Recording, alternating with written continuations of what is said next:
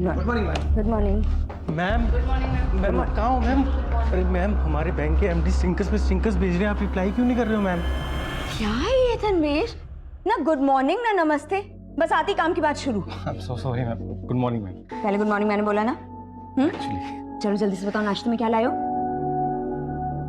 Ma'am कुछ तो बात है आप में, इतना रिलैक्स कैसे रह लेते हो आप?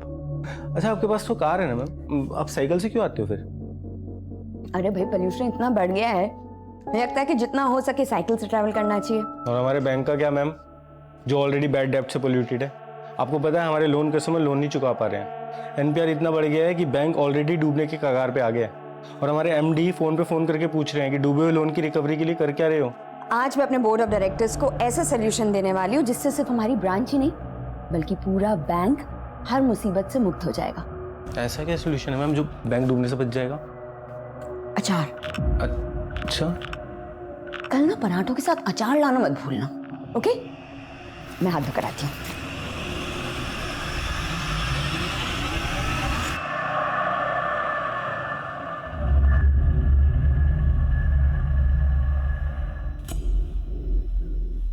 सर ये मेरी साली है, राजेश्वरी सुडे। ये यूनिटी बैंक ऑफ महाराष्ट्र में मैनेजर है। कल सुबह से ही राजेश्वरी का कुछ पता नहीं चल रहा सर। राजेश्वरी आपके साथ रहती है? नहीं सर, वो हमारे घर से थोड़ा दूर अकेले रहती है। कल सुबह वो हमारे घर आई थी, मगर उसके बाद से वो। गुड मॉर्निंग जीजू। Good morning. Good morning. Good morning ताई। Good morning. अरे वाह रजी, आजकल फिटनेस पे बहुत ध्यान दे रही है। पर फिट रहने से क्या होगा, उम्र थोड़ी कम हो जाएगी। 34 की हो गई है, पता नहीं शादी कब करेगी। ताई फिर से वही बात, ये सब छोड़ 500 रुपए दे। क्यों, क्या हुआ? अरे वॉक पे निकली ना तो पर्स कैरी नहीं किया, अब सोचो जाते हुए फ्रूट्स खरीद लो। वो रोजाना ऑफिस के बाद हमारे घर आती है और डिनर करके ही जाती है, लेकिन कल शाम को वो घर नहीं आई और जब उसका फोन ट्राई किया तो उसका फोन भी बंद आ रहा है। हाँ सर, हमने कल बैंक में भी फोन करके पता किया था तो पता चला कि वो बैंक में भी नहीं आई थी और कल से ही उसके घर पे ताला भी लगा हुआ है। देखिए ये भी तो हो सकता है कि राजेश्वरी आप पे किसी रिश्तेदार के यहाँ पे गई हो। आपने कुछ पता किया? सर वो हमारे अलावा हमारी छोटी बहन के घर जाती है, मैंने उसको भी कॉल किया था पर वो वहाँ भी नहीं गई थी। हाँ योगी ताई। माऊ, राजी तेरे यहाँ आई है क्या? नहीं तो क्या हुआ ताई, आप ऐसे क्यों पूछ रहे हो? देखिए राजेश्वरी एक वर्किंग वूमेन है, ये भी तो हो सकता है कि वो अपनी मर्जी से कहीं गई हो। पर सर उसका फोन बंद आ रहा है। ठीक है, अभी आप थोड़ा वेट कीजिए, अगर कुछ नहीं पता चलता तो हम एक्शन लेते हैं।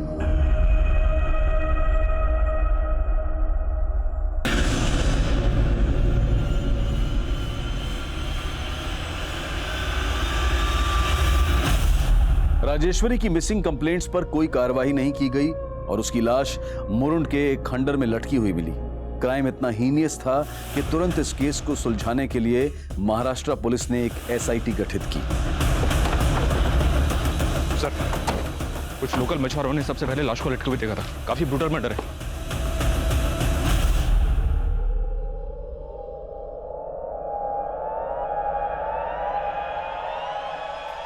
लड़की को नीचे उतारने का इंतजाम करो।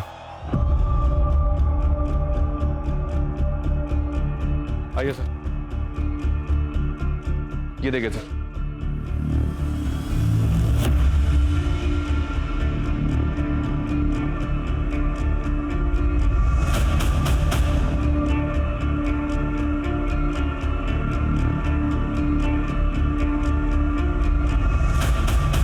इस लड़की का रेप वहां ऊपर खंडर में किया गया होगा जहां पर हमें खून के धब्बे मिले। और ये देखो, इस लड़की को यहां से ये घसीटते हुए यहां तक लाया गया और फिर इसको ऊपर टांग दिया गया पेड़ से। रेप बहुत ही ब्रूटल है, ये किसी एक आदमी का काम नहीं लगता, एक से ज्यादा लोग रहे होंगे। और जो लड़की की हालत है उससे तो यही लग रहा है कि कातिल बहुत ही बेखौफ होंगे। Right sir. सर ऊपर जो एक कैमरा मिला इसके अंदर कुछ फोटोग्राफ्स हैं, ये देखिए। खंडर की फोटोग्राफ्स हैं, आसपास के इलाके की फोटोग्राफ्स हैं। हो सकता है ये लड़की कोई टूरिस्ट हो। यहाँ पर जितने भी गाइड्स हैं सबसे बात करो और आसपास की शॉप, होटल्स, इनमें भी पता करो। हो सकता है इस लड़की के बारे में कुछ पता चल जाए। सर इस लड़की की पॉकेट्स में कुछ नहीं मिला, सिर्फ ये लोटस पार्किंग की रसीद मिली है राजापुरी की। सर कार का नंबर लिखा है लेकिन पूरा नहीं लिखा है। कार का नंबर है 3715, 9 फरवरी की, 2 दिन पहले की, लोटस पार्किंग। चलो लोटस पार्किंग चलते हैं। सर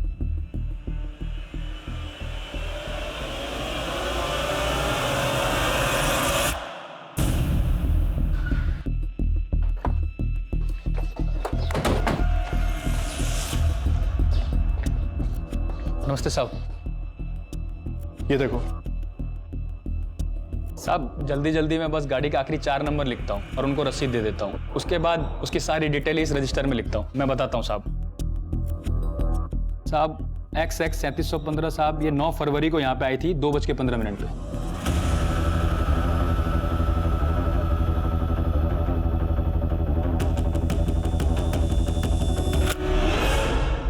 ये तो वही लड़की है जिसकी लाश मिली थी हमें। सर ये गाड़ी कब लेके गई यहाँ से अपनी? साहब 1 मिनट बताता हूँ साहब। लगभग 40 मिनट बाद 2:55 पे। अभिषेक सर तुरंत पता करो ये गाड़ी किस एड्रेस पे रजिस्टर्ड है। सर राजी ताई ने हम बहनों के लिए इतने सेक्रीफाइसेस किए, मैं मान ही नहीं सकती कि वो हमें बिना बताए कहीं जा सकती है। माऊ जो सामने आ रहा है उसका कुछ तो मतलब होगा ना। तुम्हारे लिए इसका गलत मतलब भी होगा कुणाल, लेकिन इसके पीछे अगर तुम्हारा कोई गलत मकसद हुआ तो किस मकसद की बात कर रही है आप ताई? तुम तो बात ही मत करो। मैं देखता हूँ।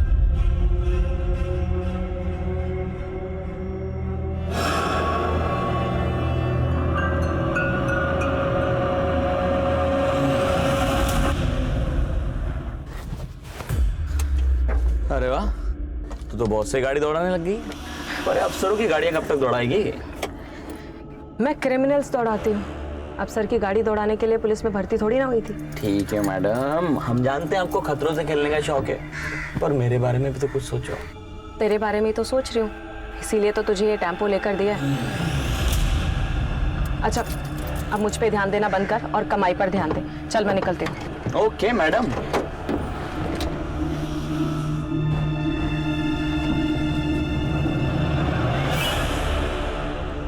Sir Rajeshwari Sule missing case 10 फरवरी को फाइल हुआ था। सुमन सर को फाइल देना। सर तुम टेम्पो भी चला लेती हो? सर एक्चुअली वो टेम्पो मेरे हस्बैंड का है, लेट हो रही थी तो। महेश, राजेश्वरी मर्डर केस में तुम्हारी इन्वेस्टिगेशन कहाँ तक पहुंची? सर केस फाइल होने के ठीक बाद ही राजेश्वरी की छोटी बहन को उसका एक मैसेज आया था। सर मैसेज में लिखा था कि राजेश्वरी मुंबई में है और कांटेक्ट करेगी कुछ दिनों में। सर लेकिन राजेश्वरी का फोन लगातार बंद आ रहा था। सिर्फ एक मैसेज करने के लिए वो अपना फोन ऑन करे, ये बात कुछ समझ में नहीं आई, इसलिए हमने उसे घर में भी छानबीन की।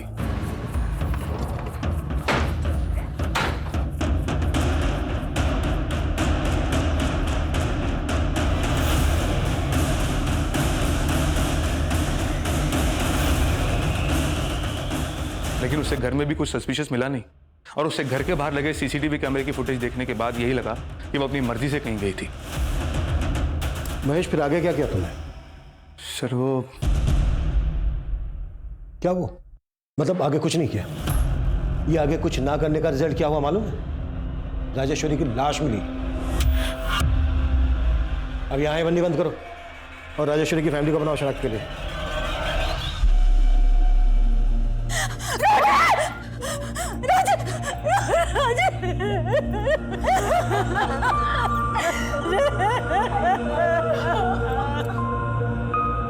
राजेश्वरी की लाश उसके घर से 50 किलोमीटर दूर एक पर्यटन स्थल के नजदीक मिली थी। पुलिस उस एरिया के सेक्स ऑफेंडर्स को भी तलब कर रही थी और स्थानीय होटल्स, दुकानदार और टूरिस्ट गाइड से भी पूछताछ की जा रही थी। नहीं सर, ऐसी कोई भी टूरिस्ट को हमने नहीं देखा है। मैंने भी नहीं देखा इसको कहीं। सर राजेश्वरी ताई के फ़ोन से मुझे मैसेज आया था, लेकिन हमने उस मैसेज पे भरोसा नहीं किया। पर यहाँ की लोकल पुलिस ने भी राजेश्वरी ताई को ढूंढने में बिल्कुल कोशिश नहीं की। देखिए इसके लिए हम बहुत शर्मिंदा हैं। 9 फरवरी की सुबह जब राजेश्वरी घर से निकली, हमने तब की सीसीटीवी फुटेज चेक की और राजापुरी की पार्किंग से जब वो निकली तब की भी फुटेज देखी। राजेश्वरी काफी खुश लग रही थी, ऐसा लग रहा था जैसे किसी से मिलने जा रही हो। राजेश्वरी का कोई अफेयर, कोई बॉयफ्रेंड? नहीं सर, ऐसी कोई बात नहीं थी। अगर ऐसी बात होती तो वो हमें जरूर बताती। हम तो खुद उसकी शादी करवाना चाहते थे, लेकिन राजेश्वरी खुद शादी नहीं करना चाहती। राजी, तूने माहू की तो शादी करवा दी, अब तू अपनी शादी के बारे में भी तो सोच। तू कब शादी करेगी? राजी ताई को अपने बारे में सोचने की फुर्सत कहाँ है, हमें इनके लिए लड़का ढूंढना पड़ेगा। सही कहा। प्लीज मुझे ना तुम दोनों की तरह ये घर गृहस्थी के झंझट में बिल्कुल नहीं फंसना। अच्छा जी, तो तुम्हारा कहने का मतलब है कि हमने शादी कर ली और घर गृहस्थी के झंझट में फंस गए? और नहीं तो क्या। अरे काय मस्त दिसतंय तिघी, हा? ट्रेनच्या बोगी सारखा। पण एक सेकंड, मालिश नाही, एक दूसरे को गुदगुली करो। क्या? अरे मस्त फोटो आएगा, बघा बघा इकडे। अच्छा, अगर हम मान लें जैसा कि आप लोग सोच रहे हैं कि वो मैसेज राजेश्वरी ने नहीं भेजा होगा, तो फिर किसने भेजा होगा? आप लोगों को शक है किसी पर? सर उसका तो कोई पता नहीं, लेकिन राजेश्वरी के गायब होने के बाद उसका एक कलीग यहाँ आया था। देखिए, राजेश्वरी मैम ने सिर्फ आप लोगों को हैरान नहीं किया, उनके फैसले से पूरा बैंक हैरान है। बैंक हैरान था मतलब? जी, उन्होंने रिजाइन कर दिया था। एमडी सर को रेजिग्नेशन भी मेल कर दिया था उन्होंने। राजेश्वरी उस बैंक में 10 साल से थी, हमें तो विश्वास ही नहीं हुआ कि वो ऐसे रिजाइन कर देगी। नहीं मैडम, मैं इस बार नहीं कर पाऊंगी। देखो कविता, तुम इस तरीके से पीछे नहीं हट सकती हो, और तुम ही कहती हो ना कि तुम्हें मेरी तरह कामयाब बनना है, तो मेरी तरह सोचना भी पड़ेगा। ये रखो रखो, और हाँ, आइंदा अगर ऐसी बात की तो मुझसे बुरा कोई नहीं होगा।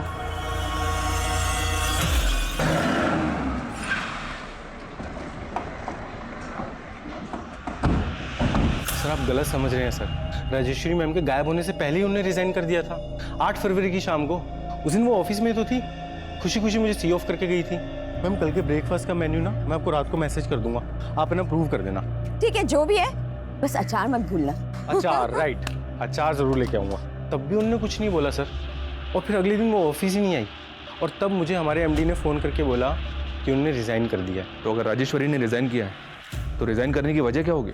वर्क प्रेशर सर हमारे बैंक की हालत बहुत ख़राब है सर। कुल मिला के 118 करोड़ रुपए का लोन है जो हम रिकवर नहीं कर पा रहे, और हमारा एमडी रोज़ फ़ोन करके हमें स्टिंकर्स पे स्टिंकर्स भेजता है सर। तो इन डूबे हुए लोन्स के लिए राजेश्वरी कैसे रिस्पॉन्सिबल होगी? सर अकाउंटेबिलिटी तो ब्रांच मैनेजर की ही होती है, लेकिन मुझे उनके मर्डर के बारे में सुन के ऐसा लग रहा है कि उनके साथ भी चीटिंग हुई है। चीटिंग? कैसी चीटिंग? सर राजेश्वरी मैम के रिज़ाइन से पहले उनका अकाउंट बैंक बिल्कुल खाली हो गया था। जिस अकाउंट में 2 महीने पहले तक 45 लाख रुपए था, अब 45 रुपए भी नहीं है। राजेश्वरी के अकाउंट में 45 लाख रुपए थे? जी सर, 40 लाख रुपए का उन्होंने मॉर्गेज लोन लिया था। सर राजेश्वरी के साथ जो भी हुआ ये हमारे लिए भी बहुत शॉकिंग था सर। शॉकिंग तो ये भी था कि रिजाइन देते ही उसका मर्डर हो गया।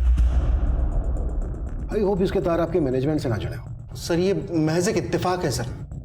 इत्तेफाक तो ये भी है कि जो मैनेजर पिछले 10 साल से बैंक में काम कर रही थी, वो अचानक से रिजाइन कर देती है।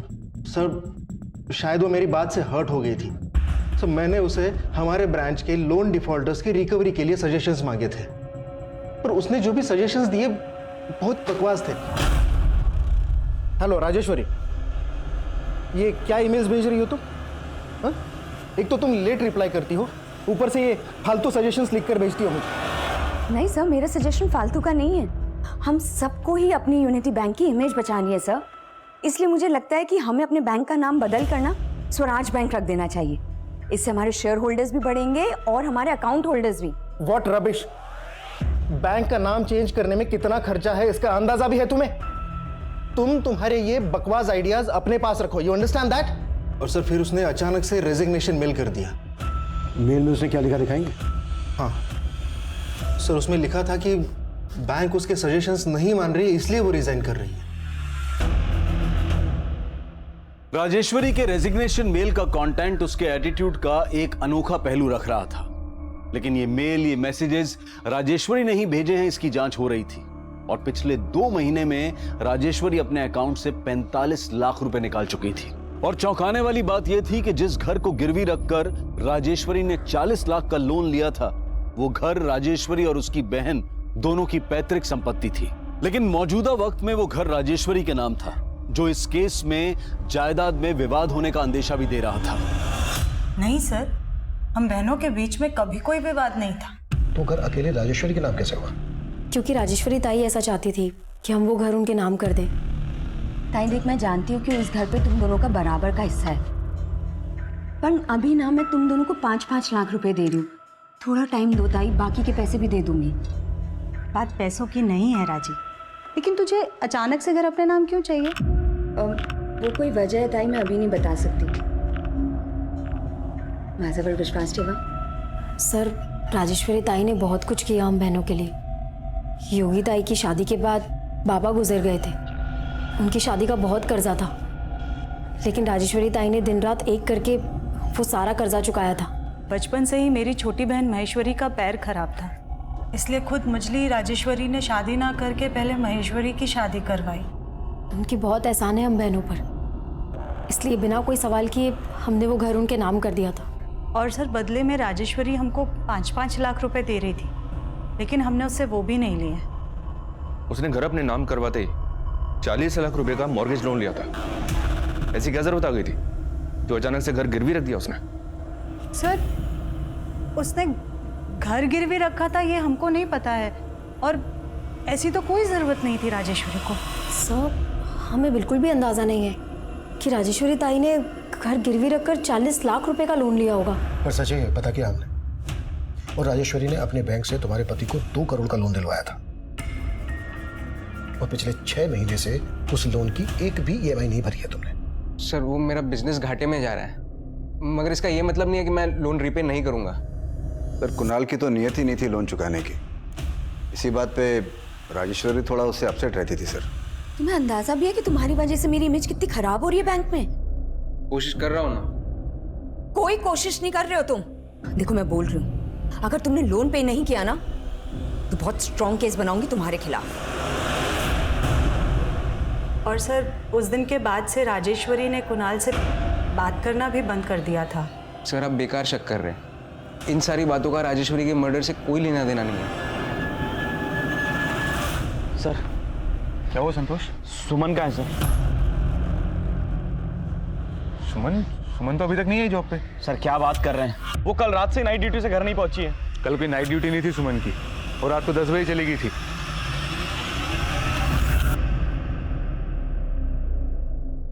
ये तो कमाल ही हो गया सर। राजेश्वरी के केस ने हमारे सर की छत ही छीन ली। अभी कुछ दिन के लिए यहाँ खुले में काम करना पड़ेगा। कोई नहीं, खुले में दिमाग और काम करता है। तो चाय नहीं रुकनी चाहिए। छोटो,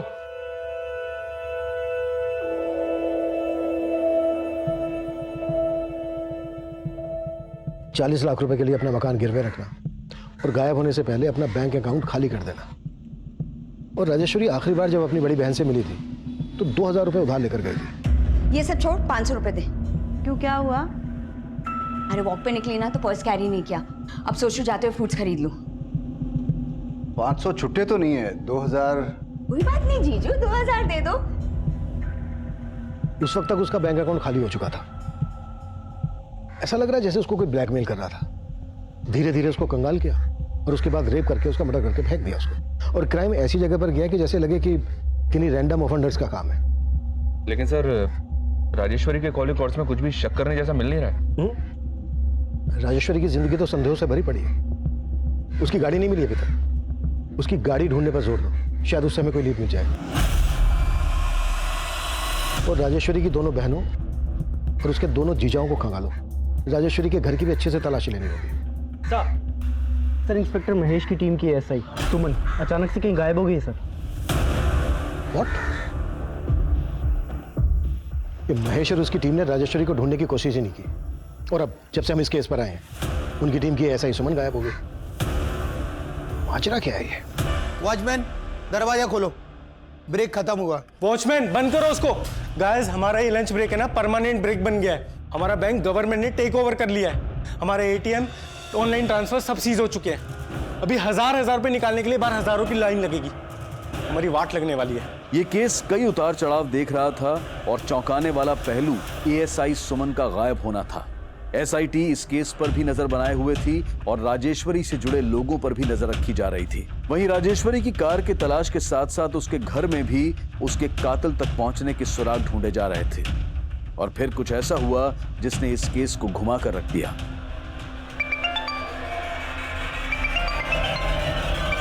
हाँ बोलो।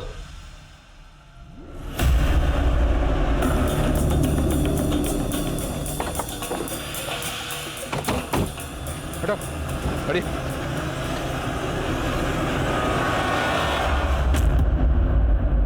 राजेश्वरी की कार में एएसआई सुमन की लाश। लगता है सुमन के साथ भी ब्रूटल रेप किया गया। राजेश्वरी को रेप करके पेड़ से लटका दिया गया और अब राजेश्वरी की कार में हमें एएसआई सुमन की लाश मिलती है। अब तक हम ये मानकर चल रहे थे कि किलर ने ही राजेश्वरी की कार को गायब किया होगा। तो क्या जो राजेश्वरी का कातिल है उसी ने सुमन को भी? लेकिन सर, सुमन को गायब करने के पीछे इंस्पेक्टर महेश सुमन के पति पे शक जता रहा था। सर, सुमन ने संतोष से दूसरी शादी की थी क्योंकि संतोष सुमन का देवर है।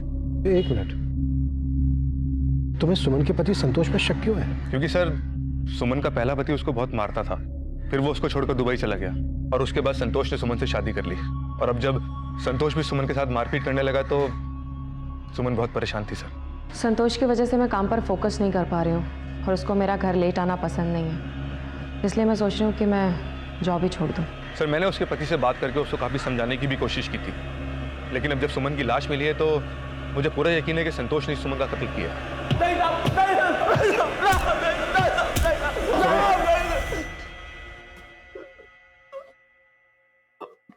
मैं किसी राजेश्वरी को नहीं जानता था, मैंने कुछ नहीं किया। सिर्फ राजेश्वरी नहीं बल्कि तूने सुमन को भी रेप करके मार डाला। नहीं सर, मैं तो सुमन को प्यार करता था साहब। प्यार नहीं करता था, मारपीट करता था उसके साथ। तो तेरा बड़ा भाई भी यही करता था ना? मैं अपने बड़े भाई जैसा नहीं था साहब, मैंने तो सुमन को जल्लाद से बचाया था। उन्होंने सुमन की जिंदगी बर्बाद करके रख दी थी, बिल्कुल नरक की तरह। ऊपर से उसको छोड़ के दुबई चला गया, उधर उसने दूसरी शादी बना ली। सुमन के तो माँ बाप भी नहीं थे साहब, मुझे सुमन से हमदर्दी थी, इसलिए मैंने उससे शादी कर ली। शादी के बाद मैंने उसका पढ़ाई भी पूरा कराया, फिर वो पुलिस में भर्ती हो गई। सुमन खुद बोलती थी कि मैंने उसकी जिंदगी बनाई है, अब भला मैं उसकी जिंदगी काय को छीनूंगा साहब? उल्टा वो सब इंस्पेक्टर महेश ने मेरी सुमन को मुझसे छीना है। ये सब इंस्पेक्टर महेश ने? हाँ साहब, वो आए दिन सुमन को अपने घर ले जाता था रात को। वो बेचारी मुझे बता भी नहीं पाती थी साहब, पर मैंने बाद में पता कर लिया। कहाँ थी तू? कहाँ थी मतलब? जॉब से आ रही हूँ। अच्छा, झूठ बोल रही है मुझसे? हाँ, मैंने तुझे उस सब इंस्पेक्टर के साथ जाते हुए देख लिया था। तेरा चक्कर चल रहा ना उसके साथ? तुम गलत समझ रहे हो संतोष। अच्छा, तो क्या काम था इतनी रात को वहां पर? हाँ, क्या बताऊं संतोष, वो कमीना मेरे साथ जबरदस्ती कहता है कि उसकी बात नहीं मानूंगी तो सस्पेंड कर देगा मुझे। मेरा काम छूट गया था साहब। सुमन ने मेरे को टेम्पो लेके दिया, कर्जा लेके, पर मेरे को नहीं मालूम था साहब कि वो घर चलाने के लिए उसकी जुर्म सह रही थी। देखिए सर, मैं मानता हूँ कि सुमन और मैं एक कलीग से कुछ ज्यादा ही थे। दरअसल बात यह है कि सुमन अपने पति से काफी तंग आ गई थी और यही कारण है कि हम दोनों करीब आ गए थे। संतोष को हम पर शक होने लग गया है। तुम संतोष से इतना घबराते क्यों? डिवोर्स दे दो ना उसको। सर, सुमन मेरे साथ रिलेशन भी बना रही थी और अपने पति को भी नहीं छोड़ रही थी। इसलिए तुमने उसको? नहीं सर, सर मैंने ऐसा कुछ नहीं किया। जरा आप खुद सोचिए ना, अगर मैंने ऐसा कुछ किया होता तो मैं सुमन की बॉडी को राजेश्वरी की गाड़ी में डंप क्यों करता? मुझे फंसाया जा रहा है सर, मैं बेकसूर हूं और यही सच है। वाह, क्या बात है। मेरी और राजेश्वरी की अनबन को बढ़ा चढ़ाकर आप लोगों ने मुझे अंदर करवाने की पूरी कोशिश कर डाली थी। तू अपनी बीवी का मुंह बंद करवा सकता है, लेकिन हम क्यों चुप रहते? जो सच था बोल दिया। आप लोगों ने अखबार नहीं पढ़ा? राजेश्वरी की गाड़ी में एक पुलिस वाली की हत्या हुई है। अच्छा, मतलब उसके साथ भी तेरा चक्कर था? क्या बकवास कर रहे हो दादा? मैं अच्छी तरह समझता हूँ तुम क्या खेल खेल रहे हो। मुझे अंदर करवा के मेरी बीवी को बहका दोगे और वो पुश्तैनी घर खुद हत्या लोगे। अभी निकल यहाँ से, बहुत हो गया तेरा, चल निकल यहाँ से। राजेश्वरी और सुमन की पोस्टमार्टम रिपोर्ट में काफी समानताएं हैं। राजेश्वरी की लाश लाल दुपट्टे से लटकी हुई मिली थी और सुमन के गले के स्ट्रैंगुलेशन मार्क्स में लाल धागे के ट्रेसेस मिले हैं। लेकिन सर, सुमन मर्डर की क्राइम लोकेशन पे हमें कोई लाल कपड़ा नहीं मिला है। आखिर किलर के दिमाग में चल क्या रहा था? जो उसने इस तरह से सुमन के कॉल रिकॉर्ड्स चेक किए मैंने सर। उसके कॉल रिकॉर्ड्स में इस कविता का नंबर मिला है। सुनीता के मर्डर वाले दिन से ही कविता का फोन स्विच ऑफ है और ये नंबर राजापुरी के एड्रेस पर रजिस्टर्ड है। राजापुरी मर्डर वाले दिन राजेश्वरी को राजापुरी की पार्किंग में देखा गया था उसकी कार के साथ। मुझे इस कविता की सारी इंफॉर्मेशन चाहिए। सर राजेश्वरी के छोटे जीजा कुणाल का इस यूसुफ के साथ कनेक्शन मिला है। यूसुफ शेख, ये तो बैटिंग माफिया है ना? जी सर। पर ये तो काफी दिनों से अंडरग्राउंड था। एक और बात सर पता चला है कि कुणाल राजेश्वरी को पहले से जानता था, कॉलेज में दोनों साथ ही पढ़ते थे।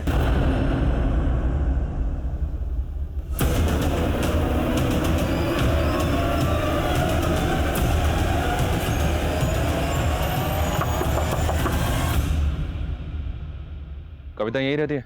जी साहब, कविता मेरी छोटी बहन है। कहाँ है वो? साहब मुझे नहीं पता, मैं खुद परेशान हूं उसके लिए। उसका फोन भी बंद आ रहा है साहब। अभी मेरी बात ध्यान से सुनो। ये ऐसा ही लेडी सुमन का मर्डर हो गया और कविता सुमन को कॉल करती थी। अगर हमसे कुछ भी छुपाया ना तो साहब मैं कुछ नहीं छुपाऊंगा, बल्कि मैं ये भी बता देता हूं जो कविता ने मुझे किसी को कहने मना किया था। क्या कहने से मना किया था? साहब वो कविता सुमन मैडम की खबरी है। क्या? कविता सुमन की खबरी? जी साहब, एक बार कविता ने किसी चोर को एक औरत की चेन खींच के भागते हुए देखा था। कविता ने उसे पकड़ लिया। उसी दौरान सुमन मैडम की और कविता की मुलाकात हुई। बहुत बहादुरी का काम किया तुमने कविता। क्या करती हो? मैडम जी मैं काम ढूंढ रही हूँ, लेकिन पढ़ाई लिखाई कम होने के कारण मुझे कहीं पर काम ही नहीं मिलता है। मेरे लिए काम करोगी? और तभी से कविता को सुमन मैडम ने अपनी खबरी बना लिया। ना सिर्फ खबरी, कविता की ओपन कॉलेज में एडमिशन भी करवाई सुमन मैडम ने। सर राजेश्वरी कॉलेज में मेरी सीनियर थी और मैं छोटे मोटे जॉब्स करने के बाद अपना बिजनेस करना चाहता था। बिजनेस लोन के लिए मैंने उसकी हेल्प लेनी चाहिए। कुणाल, तुम्हारा क्रेडिट स्कोर बहुत खराब है, कोई भी बैंक तुम्हें बिजनेस लोन नहीं दे सकता। इसीलिए तो मैं आपके पास आया हूँ, प्लीज़ मेरी हेल्प कर दीजिए। ठीक है चलो, आई विल ट्राई समथिंग, पर अगर इसके बदले में मैं तुमसे कुछ मांगूं तो तुम मुझे दोगे? अरे आप बोल के तो देखिए, मैं आपके लिए कुछ भी करने को तैयार। कुणाल, मैं तुम्हें बहुत सालों से जानती हूँ। आई नो तुम एक बहुत ही सरल और अच्छे लड़के हो। अच्छा, मैंने सुना है कि तुम अपनी शादी के लिए लड़की ढूंढ रहे हो। हाँ पर दैट्स ग्रेट।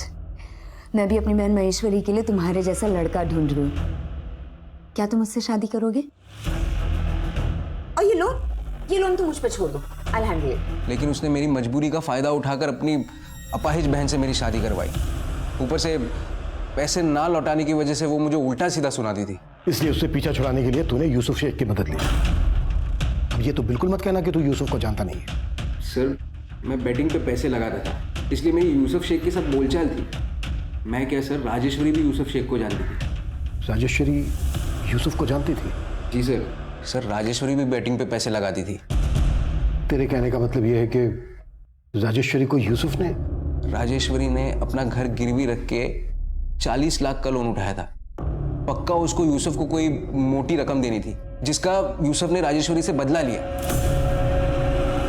पुलिस तुरंत यूसुफ की तलाश में जुट गई, लेकिन एएसआई सुमन की खबरी कविता के गायब होने की पहेली इस केस को उलझा रही थी। पुलिस को कविता की कोई लीड नहीं मिल रही थी, लेकिन उनके खबरी नेटवर्क ने यूसुफ को ढूंढ निकाला। साहब अपना तो बैटिंग का धंधा है साहब, और उसमें वो डराना धमकाना तो चलता ही रहता है साहब। मगर साहब यकीन मानिए, मैंने मर्डर किसी का नहीं करवाया। तो राजेश्वरी को धमकाकर कितना पैसा लूटा तूने उससे? क्या बात कर रहे हो साहब, वो तो जीत रही थी साहब, और उसने मुझे नहीं बल्कि मैंने उसको पैसा देना था। तो तूने राजेश्वरी के पैसे ना देकर उल्टा उसी का हिसाब चुकता कर दिया? सर मैंने कुछ नहीं किया है सर। हाँ मैं मानता हूँ साहब कि उसका लक मेरा पूरा बैलेंस बिगाड़ रहा था साहब। उसके सितारे बहुत सॉलिड काम कर रहे थे, और सर आप जानते हैं पिछले कुछ टाइम से वो बड़े ही अटपटे से नंबर पे पैसा लगा रही थी साहब। नहीं कहा ना, 1,23,373 ही लगाना है। मेरा लक चलेगा इस रकम के नंबर से। साहब वो मुझसे 10-10 गुना ज्यादा पैसा बना रही थी, और साहब सच बोल रहा हूँ, मुझे भनक भी नहीं है कि वो उसके पैसे पर कौन नजर गड़ा के बैठा था। सर अगर यूसुफ की बात सही है तो इस लकी नंबर का कनेक्शन न्यूमरोलॉजी से हो सकता है। इस बात को एक बार और कंफर्म करते हैं सर। राजेश्वरी 2 महीने पहले तक अपने नाम की स्पेलिंग में W की जगह V इस्तेमाल कर रही थी। उसने अपने बैंक अकाउंट में भी ये करेक्शन की थी। तो यूनिटी बैंक का नाम बदलकर स्वराज बैंक रखने का सजेशन उसका न्यूमरोलॉजी से जुड़ा था।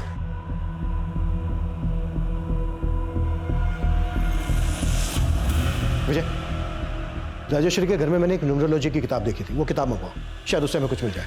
सर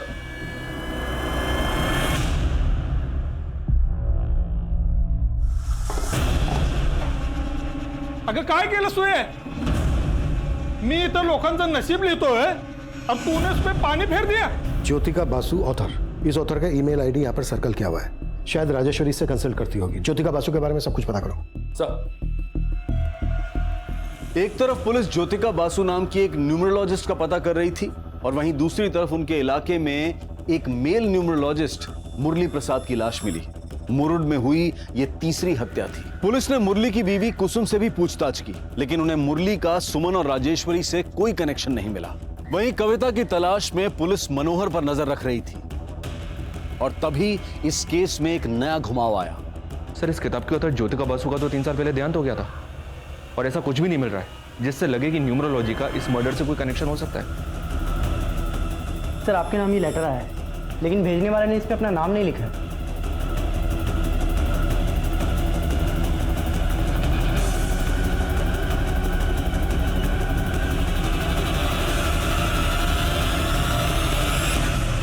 चौंकिए मत, मैं ज्योतिका बसु, राजेश्वरी, सुमन और मुरली की पुंगी मैंने ही बजाई और 3 मार्च को आपके मुरुड में एक और शहनाई बजाने वाली हूँ। रोक सको तो रोक लो, रोक सको तो रोक लो। लेकिन सर ये ज्योतिका बासु कैसे हो सकती है? कहीं ये कविता तो नहीं जो हमें चैलेंज दे रही है? अगर ये कविता है तो इसके साथ कोई मर्द भी इन्वॉल्व होगा, क्योंकि 2 औरतों का रेप हुआ है। हम इसके चैलेंज को लाइटली नहीं ले सकते। अपनी पूरी टीम को अलर्ट कर दो, ये लोग कुछ भी कर सकते हैं। मूव।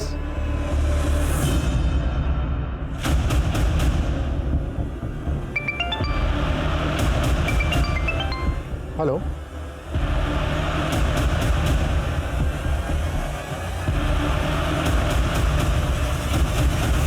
देखना कोई डेड बॉडी के पास ना आए। आइए सर। सर ये देखिए एक और डेड बॉडी मिली है।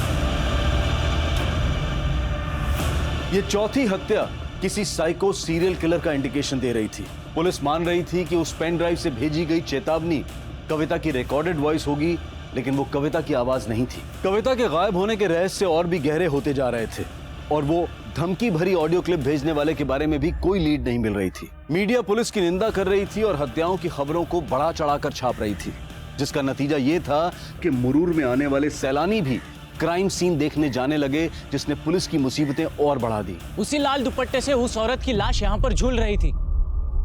पुलिस को भी कुछ पता नहीं चला। चल रहा है? हाँ, लेकिन जब क्या चल रही थे?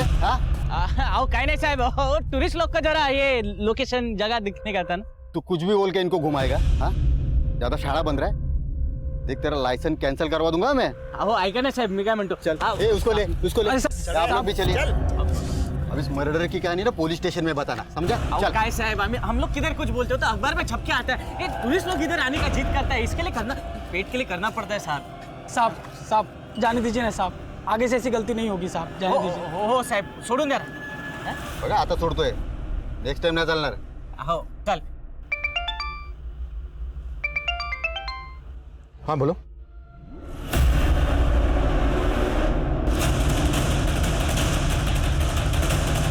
सर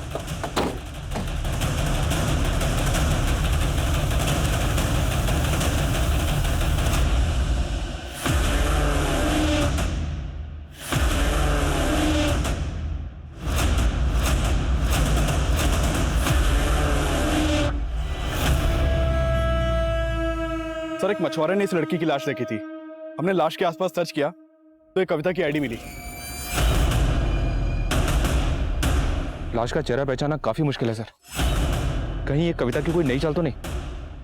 अगर कविता जिंदा है तो अभी तक मिली क्यों नहीं है? और अगर ये कविता नहीं है तो फिर किस लड़की की लाश है? सर हम उसके भाई मनोहर पे लगातार नजर बनाए हुआ है और ऐसा लग रहा है कि वो काफी चौकन्ना है। मुझे 5 मर्डर हो गए हैं, अब नजर मत बनाओ, हाथ उठाओ। Right sir.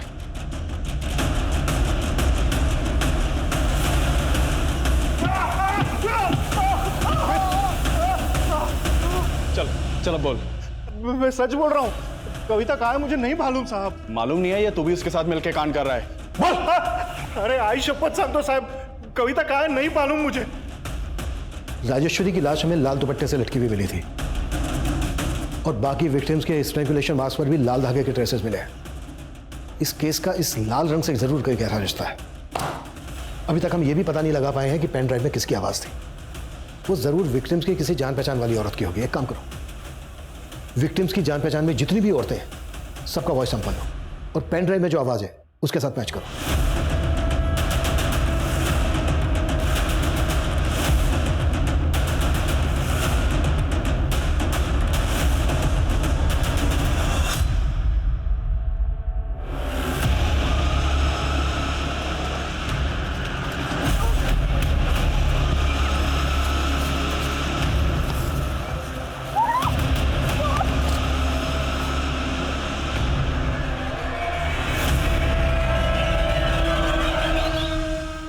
ज्योतिका बसु, राजेश्वरी, सुमन और मुरली की पुंगी मैंने ही बजाई। सब कुछ जांचने परखने के बाद ही हम इस नतीजे पर पहुंचे हैं किस पेन ड्राइव में तुम्हारी आवाज है। अब ये बोलो क्यों किया ये सब, और कौन कौन लोग मिले हुए हैं तुम्हारे साथ? कुसुम जैसी अबला को नहीं मारता मैं साहब, उसकी तो मजबूरी ही मेरा मजा थी। ये राजेश्वरी कैसे मिली तुझे? साहब उसके बैंक में मिली थी। हेलो, हाय, मैं आपका कस्टमर बैंक का, याद है आपको? आपके अकाउंट खुलवाया था। हाँ? अरे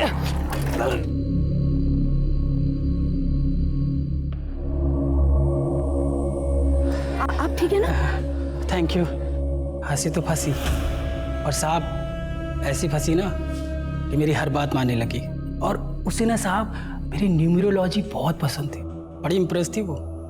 और ये ज्ञान मैंने सीखा था कुसुम के पति से, और इसी विद्या से मैंने राजेश्वरी की किस्मत एकदम सेट कर दी। केमू, तुम्हारी प्रेडिक्शन एकदम एक्यूरेट निकली। मैं सट्टे में 7 लाख रुपए जीती हूँ।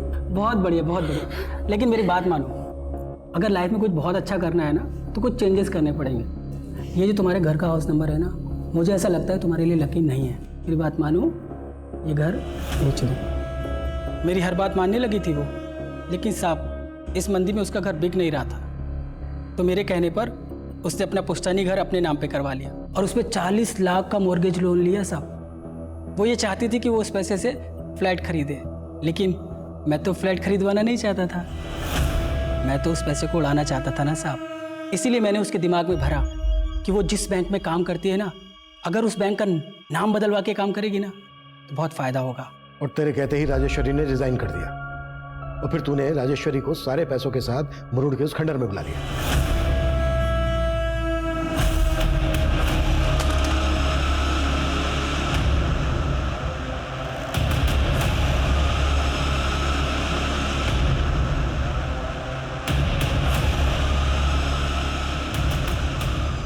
फिर मैंने राजेश्वरी के मोबाइल से उसकी छोटी बहन महेश्वरी को मैसेज किया। आप लोग तो जी जान से केस में लगे हुए थे, पर मैं भी चौकन्ना था, और वो खबरी दुगनी चौकन्नी। मैंने देखा वो लड़की राजेश्वरी की कार का फोटो सबको दिखा रही है, मुझे भी दिखाया। मैं अलर्ट हो गया, मैंने उसका पीछा किया और मौका मिलते ही खोपचे में ले लिया। कविता का कॉल पाते ही सुमन राजेश्वरी की कार के पास आ गई, और जब उसे कविता नहीं मिली तो उसने कविता को फ़ोन किया, और तब मैं वहां पहुंच गया। हेलो मैडम, आपकी कविता तो अब रही नहीं। कौन हो तुम? और आप भी अब कहीं की नहीं रहोगे।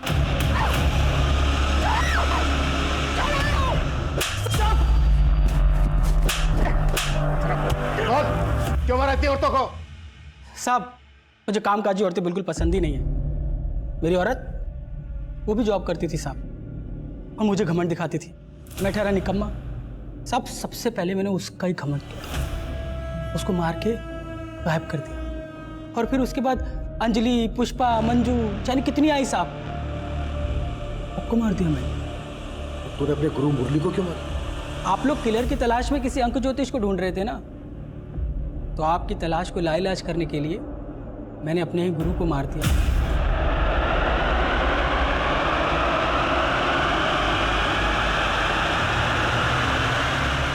और फिर आप सबको गुमराह करने के लिए मैंने कुसुम को अपने इशारे पर नचाया। चौंकिए मत, मैं ज्योतिका बसु, राजेश्वरी, सुमन और मुरली की पुंगी मैंने ही बजाई।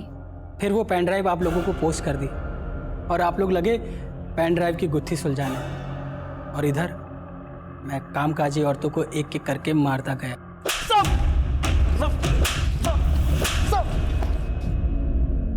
तू जो एक कामकाजी कर रहा है ना, अगर सारी कामकाजी औरतें अपना काम छोड़ दे तो यार तेरे जैसे जानवर आदमी को समझाने का क्या फायदा। अभिषेक अब जरा इसे अपना कामकाज दिखाओ।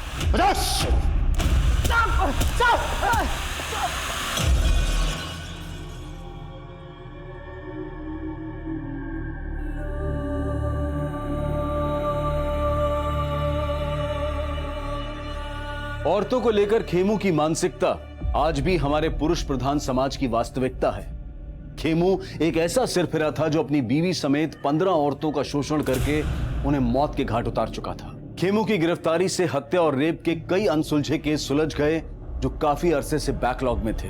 कोरोना वायरस से बचाव के लिए सरकार और प्रशासन ने कई कदम उठाए हैं। ये जरूरी है कि हम उनके द्वारा दिए गए निर्देशों का सही तरह से पालन करें, अफवाहों पर विश्वास न करें, डर का माहौल न बनने दें। हमें पूरा विश्वास है कि हम सब एक साथ मिलकर इस आपदा को जड़ से मिटाने में सफल होंगे।